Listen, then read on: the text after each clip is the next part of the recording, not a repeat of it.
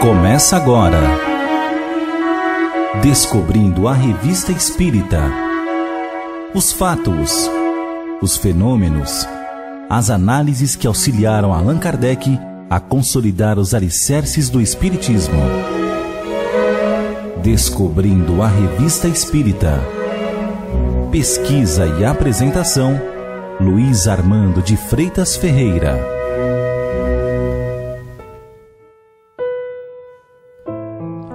O ano de 1862 se aproximava do final. Os Estados Unidos viviam sua guerra de secessão, o Brasil recebia em Paranapiacaba sua primeira locomotiva a vapor, Victor Hugo publicava Os Miseráveis, naturalizava-se francês, visto que seu pai era italiano, e nascia o compositor Claude Debussy. Allan Kardec, aproveitando as férias da Sociedade Espírita de Paris, viajara 693 milhas durante 2 meses, servindo-se da extensa malha ferroviária francesa, visitara 20 cidades e participara de 50 reuniões, constatando a evolução das ideias espíritas pelo interior da França.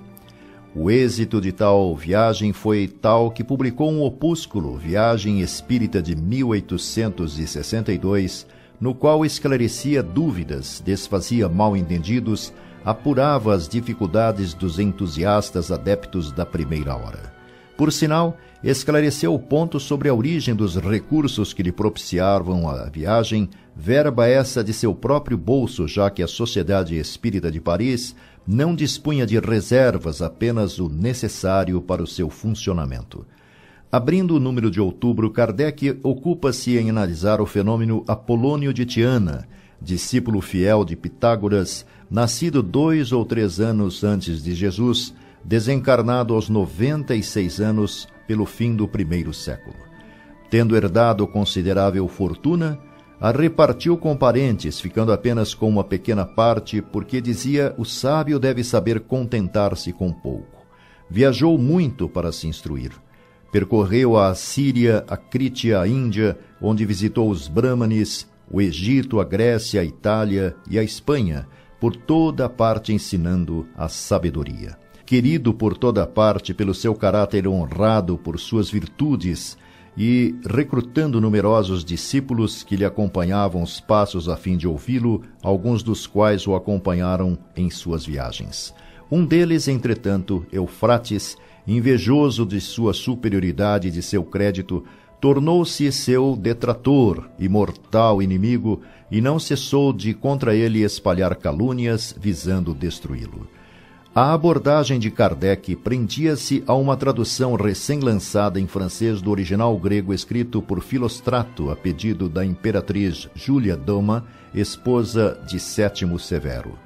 Elogiando a versão, o codificador diz que os fenômenos espíritas, magnéticos e sonambúlicos lançam uma luz sobre os fatos atribuídos a esse personagem, demonstrando a possibilidade de certos efeitos até hoje relegados ao domínio fantástico do maravilhoso e permitindo separar o possível do impossível. A propósito, Kardec indaga: o que é o maravilhoso? Para responder na sequência: aquilo que o homem chama de maravilhoso o transporta pelo pensamento além dos limites do conhecido e é a inspiração íntima para uma melhor ordem das coisas que o leva a procurar avidamente o que aí o liga e lhe dá uma ideia. Tal aspiração lhe vem da intuição que tem que essa ordem de coisas deve existir, não a encontrando na terra, busca-a na esfera do desconhecido. Tendo feito uma série de fatos entrar na ordem natural, a ciência reduziu muitos fatos maravilhosos. Mas explicou tudo? Conhece todas as leis que regem o mundo? Nada mais a ensinar?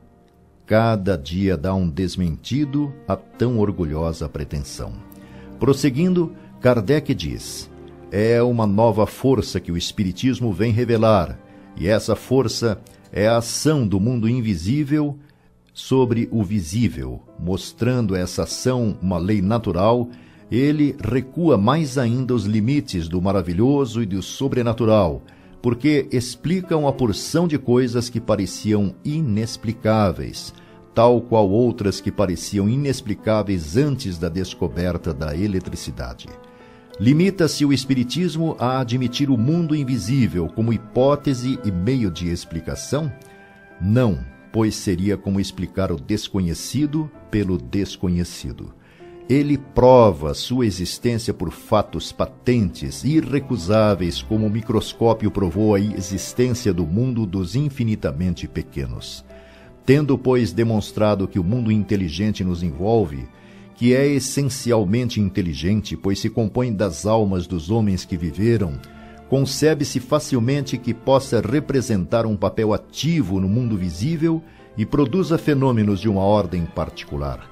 São os fenômenos que, não podendo explicar por leis conhecidas, a ciência chama de maravilhosos. Sendo tais fenômenos uma lei da natureza, devem ter se produzido em todos os tempos. Ora, como repousassem na ação de uma força fora da humanidade, como todas as religiões têm por princípio a homenagem prestada a essa força, serviram de base a todas as religiões. É por isso que os relatos antigos, bem como todas as teogonomias, formigam de alusões e alegorias concernentes às relações do mundo invisível com o visível, ininteligíveis se não conhecem tais relações. Querer explicá-los sem isto é querer explicar os fenômenos elétricos sem a eletricidade. Esta lei é uma chave que abrirá a maior parte dos santuários misteriosos da antiguidade. Uma vez reconhecida, os historiadores, os arqueólogos, os filósofos verão desenrolar-se um horizonte completamente novo e a luz será feita sobre todos os mais obscuros pontos.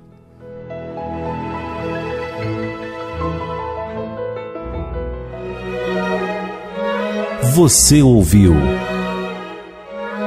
Descobrindo a Revista Espírita. Pesquisa e apresentação, Luiz Armando de Freitas Ferreira.